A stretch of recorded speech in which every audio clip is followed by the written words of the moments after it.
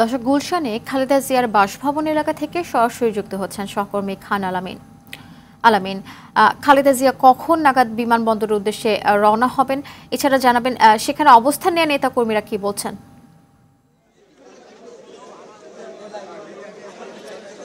আফসানা, খালেদা জিয়া আজ রাত ৮টার সময় এই গুলশানের যেই বাসভবন ফিরোজা রয়েছে তা সেখান থেকে বের হবেন এবং যেই শিডিউলটি দলের পক্ষ থেকে করা হয়েছে সেটি হচ্ছে যে এই বাসা থেকে বের হয়ে তিনি গুলশান ২ নম্বর চত্বর কাকুলি মোড় হয়ে রেডিসন হোটেলের সামনে দিয়ে যে বিমানবন্দরের প্রধান সড়কটি রয়েছে ভিআইপি সড়ক, সেই সড়ক ধরেই তিনি বিমানবন্দরে পৌঁছাবেন এবং পৌঁছানোর জন্য সময় ধরা হয়েছে ১ ঘন্টার মতো, অর্থাৎ ৯টার মধ্যে তিনি বিমানবন্দরে পৌঁছাবেন এবং ১০টার সময় তার ফ্লাইট রয়েছে এবং ৯টা থেকে ১০টার মধ্যে তার যে বিমানবন্দরের আনুষ্ঠানিকতাগুলো রয়েছে সেগুলো তিনি সম্পন্ন করবেন।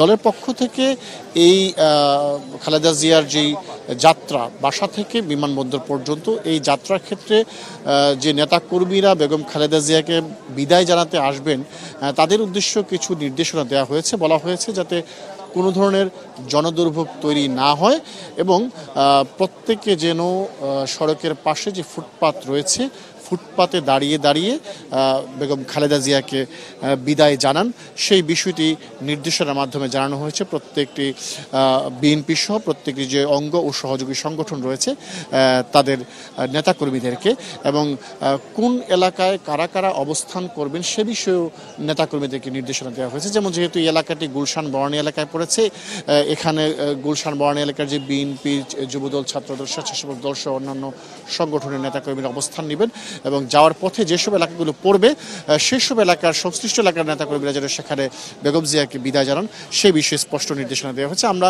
এরই মধ্যে দেখেছি ফিরোজার সামনে অনেক নেতাকর্মী এসে জড়ো হয়েছেন, ভেতরে কিছুক্ষণ আগে প্রবেশ করেছেন বেগম খালেদা জিয়ার ব্যক্তিগত চিকিৎসক এবং স্থায়ী কমিটির সদস্য ডাক্তার AZM জাহিদ হোসেন, যিনি গতকালকে সংবাদ সম্মেলন করে বেগম জিয়ার বিদেশ যাত্রা নিয়ে বিস্তারিত জানিয়েছেন, কখন যাবেন, কিভাবে যাবেন, সেখানে যাওয়ার পর তার চিকিৎসা কিভাবে হবে, সেই সব বিষয়গুলো কিন্তু তিনি আমাদেরকে অবহিত করেছেন।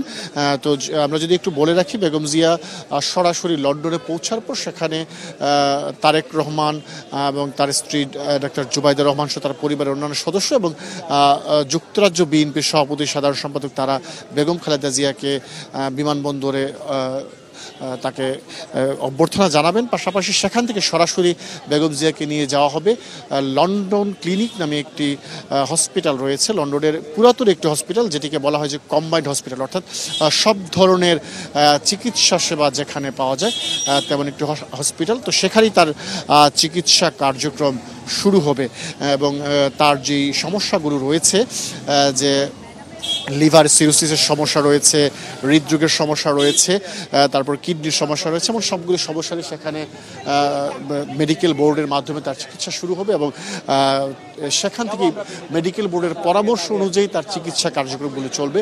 তো এখানে যারা নেতাকর্মী জড়ো হয়েছেন তারা অপেক্ষা করছেন কখন ৮টা বাজবে, কখন বেগম জিয়া বাসা থেকে বের হবে এবং তাকে বিদায় জানাবেন এখান থেকে। তো এই হচ্ছে আমার কাছে থাকা সবশেষ তথ্য ফিরোজার সামনে থেকে। পরবর্তী সংবাদে হয়তো আরও নতুন তথ্য আপনাদের জানাতে পারবো। আফসানা, অসংখ্য ধন্যবাদ আপনাকে। দর্শক, এতক্ষণ গুলশান থেকে জানাচ্ছিলেন সহকর্মী খান আলামিন।